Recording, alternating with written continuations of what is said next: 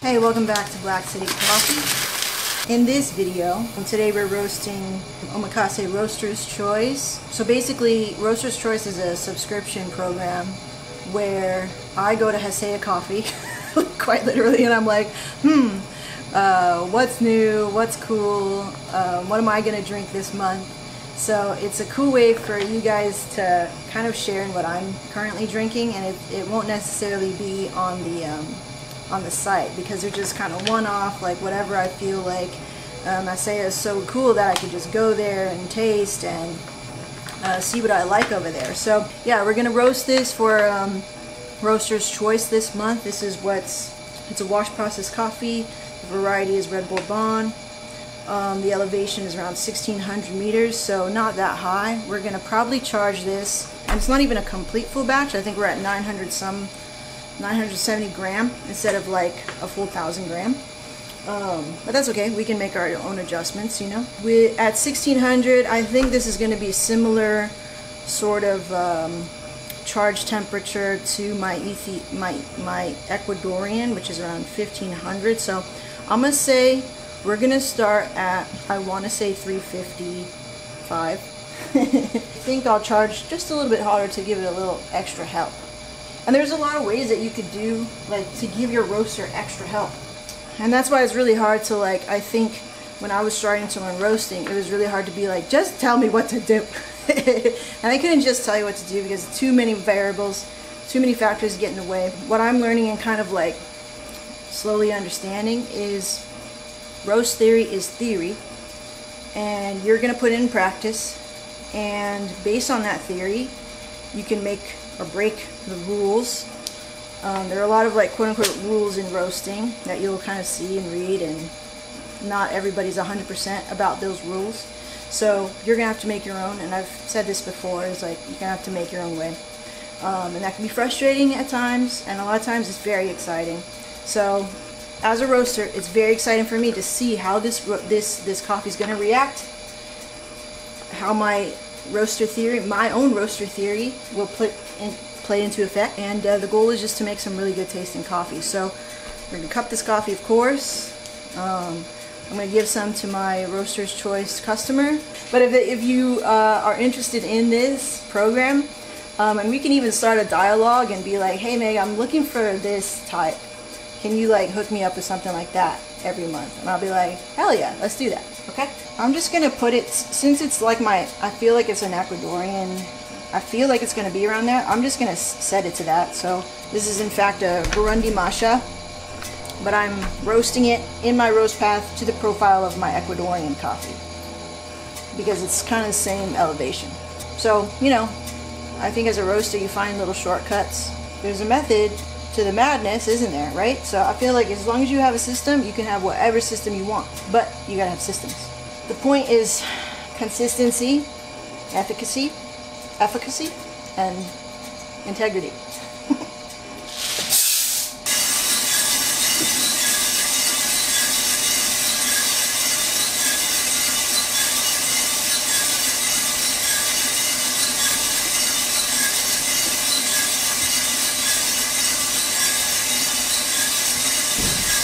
I didn't know to change my drum speed.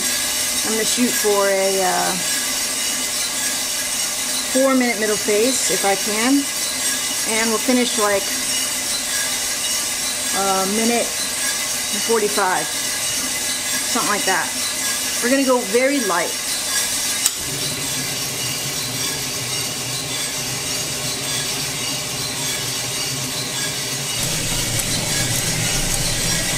I don't know if you can tell, but they're small. Not like a pea berry or anything, but pretty small. Their tasty notes, anise, fragrance. So they put the fragrance, interesting. Molasses, port wine, savory, herbal notes. Okay. It's not necessarily going to be like my favorite all the time. Like if I just kept getting fermented coffees for my own taste on this Roaster's Choice program, it'd be kind of boring. So I really do plan to mix it up. And not only to mix it up for mixing it up's sake, for, like, you know, making your money's worth for the subscription service, but to expand the palate. That's why you would want to keep tasting coffees. When I was getting into tasting wine and whiskey, which I have to put a pause on for a whole year, the best advice that I got when I was trying to build my palate there was taste more things. I encourage you, if you're into coffee, is to just, you know, even though it doesn't sound like you'll like it, like savory herbal notes. I don't know if I'll like that, honestly, but it's not about that. It's about expanding the palate and going, oh, that's what savory herbal notes is, and you can log that away in your brain. In other news, I'm getting new teeth. So this will be the last coffee that I'm cupping with fake teeth, which is very weird. Another thing that I've been changing, I kind of didn't say anything about it, but I'm always learning and making changes and trying to get better, is I call yellow at color change now.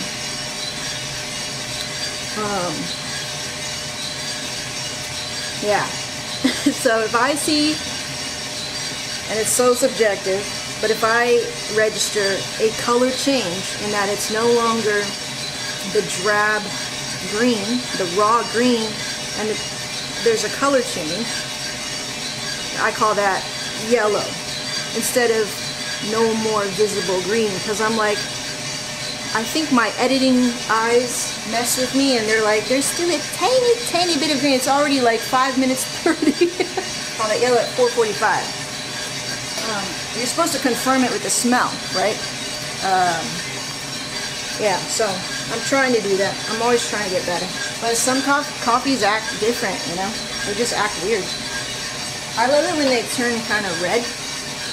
There's like a reddish orange to it. Stretching out middle phase has been easier to do at lower charge temperatures, for sure.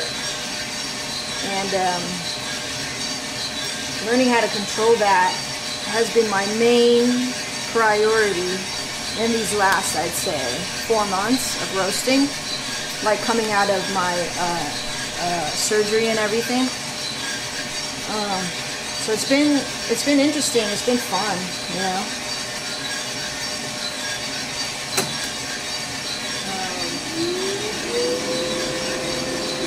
Yeah, we're on track here. So there's my roast path. I don't know if you can see it. I can move you over here a little bit.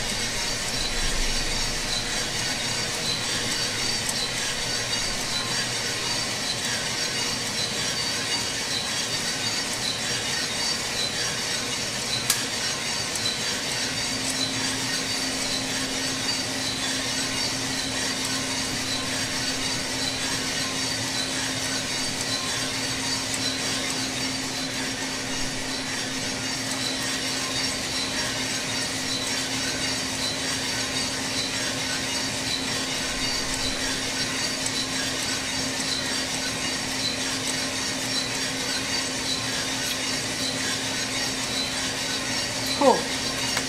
We're on track. Alright, let's first crack.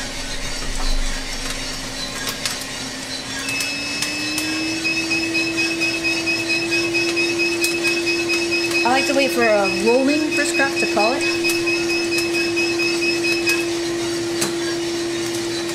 And I want to clear this feedback smoke pretty right away.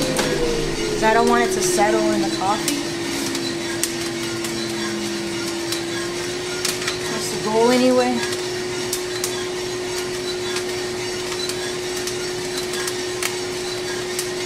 Yeah, we had almost a 3-minute 56 mid-phase.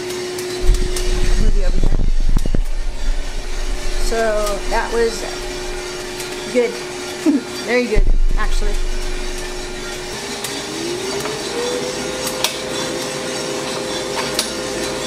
Get you over here.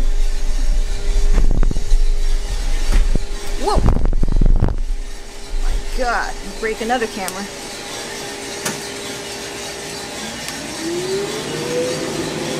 All right, we're ready. Whoa.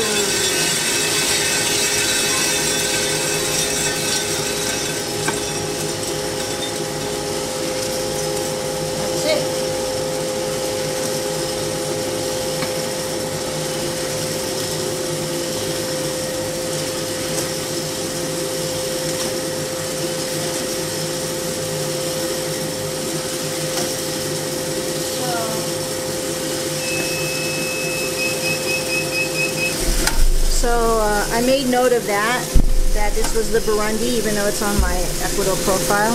Here's what the coffee looks like.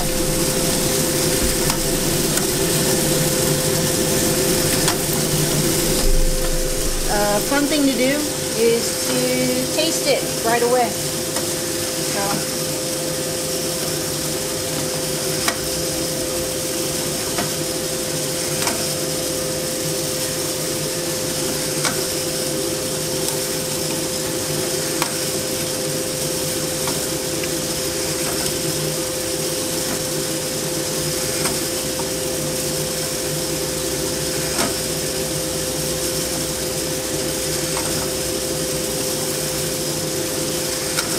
Okay, definitely herbal. Yeah, port wine, I'd have to taste that. But I get the herbal note right away. It's very subtle, earthy. There's a brightness, but it's gone right away. So I'll try to remember that when we go to actually cup this today. I'm not gonna let this rest for like 24 hours like typical. I'm gonna grind it. I'm gonna let it sit out for like 45 minutes to an hour. That'll give it, I think, some time to like off gas and really kind of like settle down. And then we'll cup it, and then we'll cup it together. All right. Let's go ahead and offload this coffee.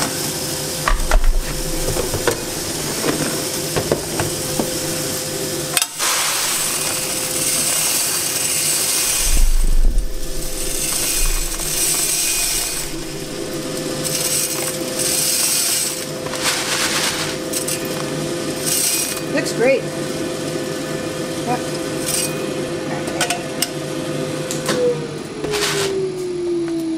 Okay. And cover.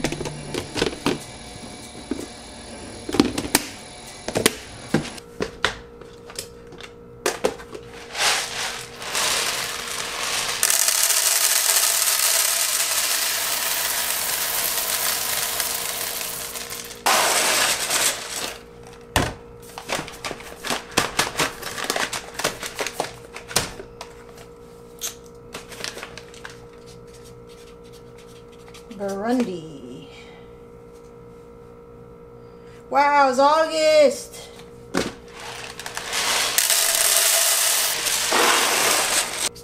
Hey, cool. This is mine.